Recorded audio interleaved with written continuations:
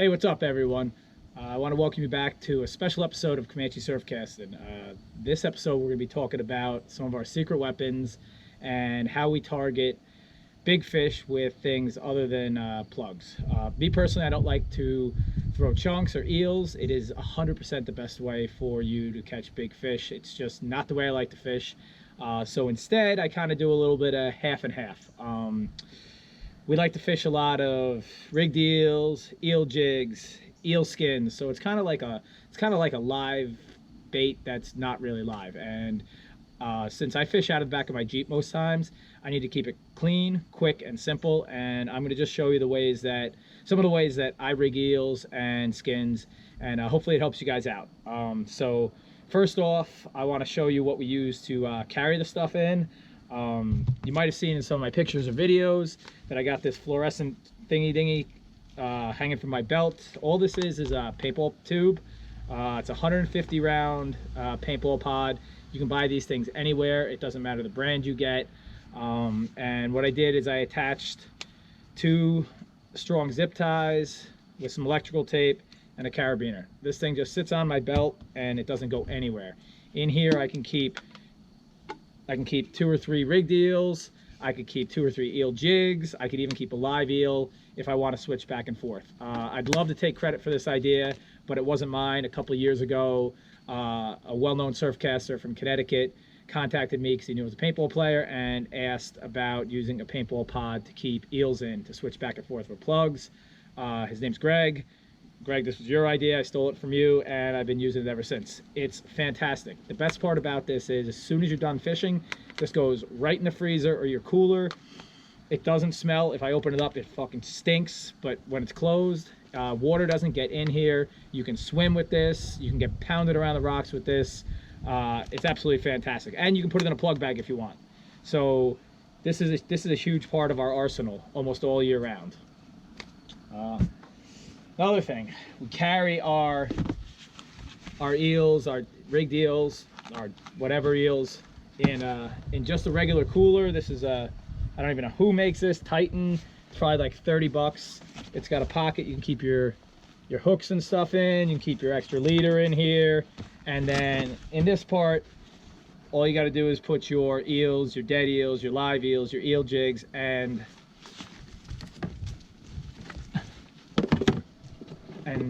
just a little freezer thing of ice. And for 2 days, you're all set. You won't have any stink in the back of your car, and all your eel stuff is good. Next thing I want to talk about is the hooks that we use when we're rigging these eels. Since we are targeting very large fish when we do this, we don't play around with anything. We use one of 3 different hooks. This is a Joe Baggs hook. I'm going to show you how to rig an eel on the Joe Baggs hook. It's actually very convenient because he's got the bait holder on here, and all you do is zip tie the eel's head above it. It makes it a real simple, quick process. He's got a really strong hook on here. I'm going to show you the difference between this and the other 2 hooks I use. This one's a Magic Tail Kill Shot. I like this one because it's a very short shank hook. It's a big, strong gauge hook. Short shank's not going to open up. And then these are ones that I use that my brother pours for me. These are actually my actual preference. It's a much larger gauge hook, and it's got a brass eye ring, so it's easy to get on your clip. If you notice, this shank is just a little bit longer than the Magic Tail, but shorter than the Joe Baggs. And why is that important? Because the longer the shank, the better the chance the fish has of getting leverage and opening this up. Now, is the fish going to open this hook up? Probably not. Is the fish going to open up a basic store-bought hook like a Killian's or something like that? 100%. So make sure when you're doing this, you will use the absolute heaviest possible gauge hook that you can. Guys are going to watch this and say, I could land a 60-pound bass from the sand with a basic hook on an SP minnow, and that's 100% true. But I'm not fishing in the sand, and the areas that we target these big fish are rock piles, and a big fish is 30 years old and is extremely smart. When you hook it, it runs right for the rocks. So your only chance of stopping it is locking down your drag and turning its head. So you got to use a real heavy, strong hook, or else between the shaking of its head and the pumping of the tail, a 40, 50, 60 pound fish is going to straighten you out. This is, this is a Mustad 5X. These are forged hooks and they're extremely strong. These are cut strong, forged, and that's bent straight from a big fish. That wasn't a little fish, that was a big fish that ate this, went completely bonkers, and probably had the back set of hooks in its gill plate and this front one in its mouth, and it was able to straighten it, and now that fish is just a fish story. Okay, so now we're gonna talk about how to actually rig this eel. When I wanna rig this eel, I'm gonna do it really simply. You need a small zip tie, actually two small zip ties, rigging floss, and a needle, rigging needle, small one. First thing I do is I line up the eel's head with where I want it to end up on the jig.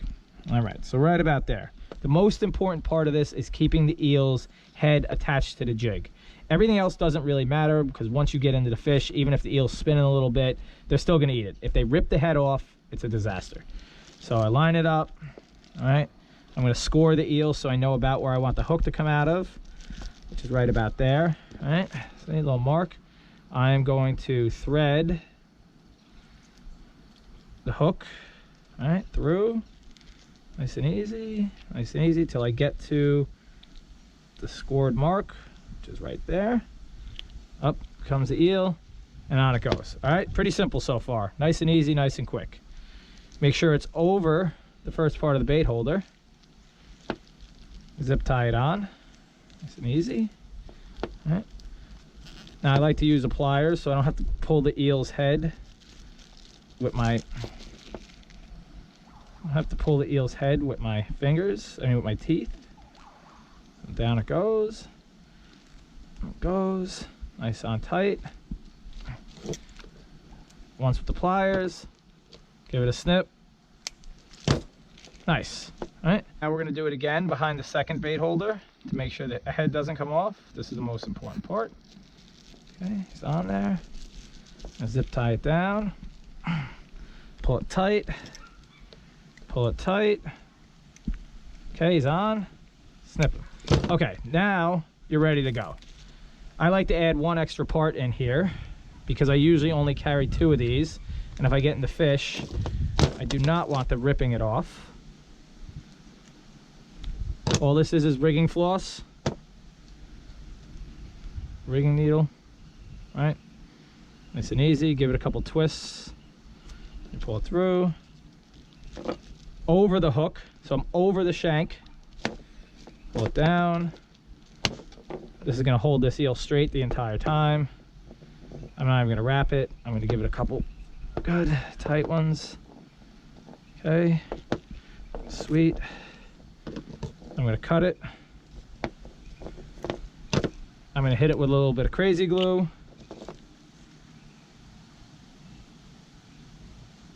Okay, and now you're ready to go. All right, deadly. That's it, man. Done in about 10 seconds. I slip it in. There he goes. Get in there. We're good for tonight. Throw in my pouch. Good to go.